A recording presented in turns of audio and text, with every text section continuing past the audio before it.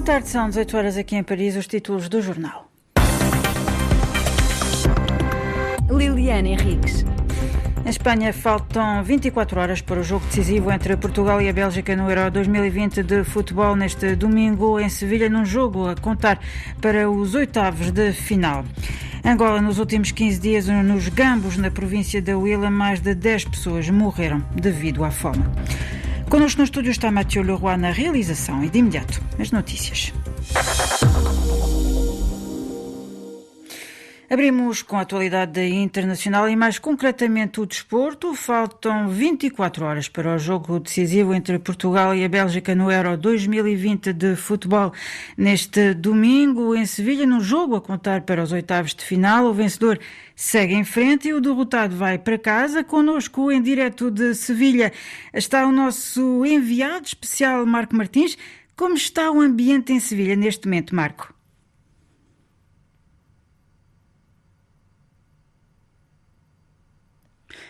Acho que temos um pequeno problema técnico com a ligação com Sevilha.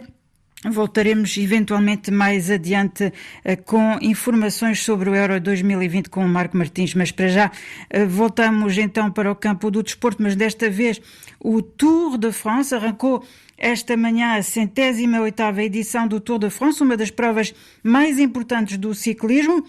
Desde hoje e durante 3 semanas, 184 ciclistas vão percorrer o país. Hoje, na primeira etapa de quase 200 km entre Brest e Landerneau, no noroeste do país, venceu o ciclista francês Julien Alaphilippe.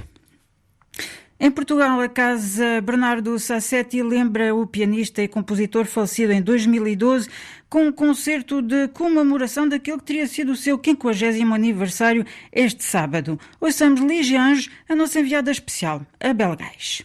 A Casa Bernardo Sassetti lembra este sábado o pianista e compositor português com um concerto de comemoração dos 50 anos mais um que teria celebrado a 24 de junho de 2020. No Centro de Artes de Belgais, aqui em Castelo Branco, por muitos considerados o mosteiro dos pianistas, que este sábado reúne ao ar livre os maiores pianistas portugueses: Maria João Pires, Mário Laginha, Pedro Brumester, João Paulo Esteves da Silva, Filipe Raposo, Filipe Melo, Daniel Bernardes, João Pedro Coelho e Filipe Figueiredo. Ainda este sábado vai decorrer o pré-lançamento do 4º volume dos Songbooks de Bernardo Sassetti, livros de partituras de música da autoria do compositor. Em 2012, pouco depois da morte do pianista, com o objetivo de preservar e divulgar o espólio de Bernardo Sassetti, que atravessa a música e a fotografia. De Belgais para a RFI, Lígia Anjos. E, portanto, agora vamos então voltar para Sevilha, onde faltam 24 horas para o jogo decisivo entre Portugal e a Bélgica no Euro 2020 de futebol neste domingo em Sevilha, num jogo a contar para os oitavos de final, como dizíamos há pouco. O Marco Martins está em direto connosco em Sevilha. Como é que está o ambiente neste momento? Boa tarde, Liliana. O ambiente está quente em Sevilha, em território espanhol. E isto no que diz respeito às temperaturas, com mais de 33 graus. Tem sido uma constante para a seleção portuguesa após Budapeste, Munique e novamente Budapeste, com temperaturas sempre acima dos 30 graus. Quanto aos adeptos, começam a chegar à cidade da Andalucia, provenientes da Bélgica, de Portugal e também de outros países, visto que alguns adeptos compraram os bilhetes antes de saber quais seriam as seleções presentes neste jogo a contar para os oitavos de final do Campeonato da Europa de Futebol. Entre portugueses e belgas não tem havido problemas, são adeptos de duas seleções que se respeitam, apesar das conversas serem em torno de quem é o melhor avançado entre o belga Romelu Lukaku e o português Cristiano Ronaldo. Recorde-se que o capitão português está a apenas um gol de bater o recorde mundial de tentos apontados com uma seleção detido até agora pelo iraniano Ali Daei, com 109 golos, e que o internacional português igualou após os 2 tentos apontados perante a França. Notar que Portugal e Bélgica se defrontam pela primeira vez numa fase final de um campeonato da Europa. Era o nosso enviado especial a Euro 2020, Marco Martins. Muito obrigada. Entretanto, noutra atualidade aqui em França, pela primeira vez desde que a festa da Gay Pride é organizada no país, o desfile em Paris partiu de Pantin, nas imediações da capital. Este desfile a favor das comunidades LGBT+, acontece numa altura em que os seus direitos são atacados, designadamente na Hungria. Mais pormenores com Leonardo Silva.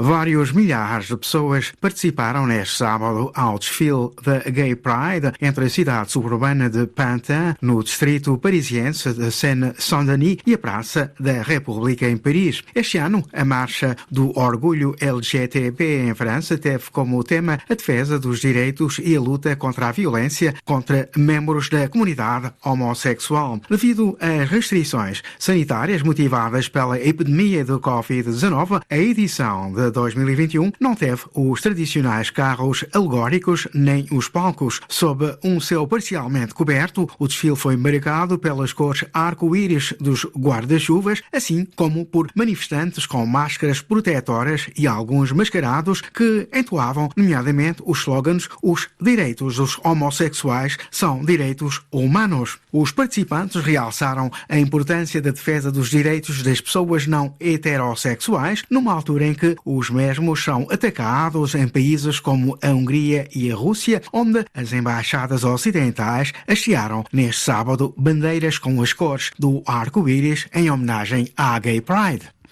Ainda aqui em França, hoje foi dia de reflexão antes da segunda volta das regionais. Este domingo, cerca de 48 milhões de eleitores são chamados às urnas para eleger os seus representantes regionais, uma eleição que serve para medir forças quando falta menos de um ano para as presidenciais, mas que para já não parece ter suscitado o interesse. A taxa de participação na primeira volta, na semana passada, foi, segundo dados oficiais, de cerca de 33%. Em Angola, as consequências da seca continuam a fazer-se sentir em várias partes, nomeadamente nos Gambos, na província da Huila, onde nos últimos 15 dias mais de 10 pessoas morreram devido à fome. Mais pormenores com Avelino Miguel.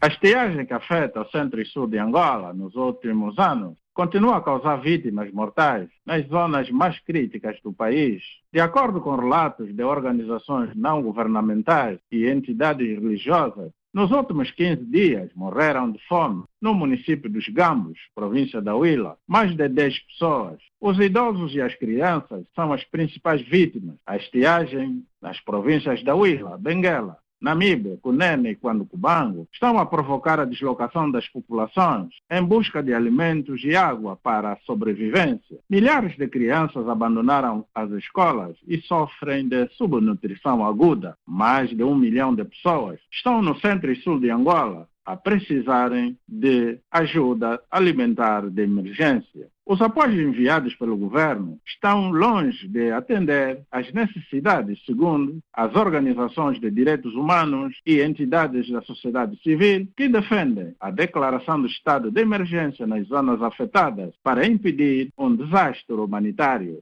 Avelino Miguel, Luanda, Rádio França Internacional.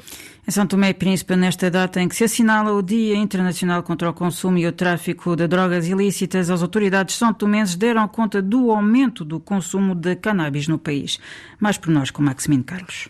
O aumento de consumo de bebidas alcoólicas é assustador em São Tomé e Príncipe e a tendência é associar o seu uso às outras drogas, como cannabis, que está cada vez mais vulgarizada no país. As autoridades santomenses estão preocupadas e apelam por um esforço coletivo para o seu combate, segundo o Ministro da Saúde, Edgar Neves. Para mudar este cenário sombrio, é necessário uma conjugação de esforços, de forças de todos, para cerrarmos fileiras no combate a essa praga, de modo que os nossos jovens possam crescer saudáveis e dar o contributo que o país espera deles no processo de desenvolvimento socioeconómico. O excesso de álcool tem estado a potenciar os acidentes de viação que têm estado a ceifar muitas vidas em São Tomé e Príncipe. As autoridades pretendem atacar as plantações clandestinas de drogas e das fábricas de bebidas artesanais.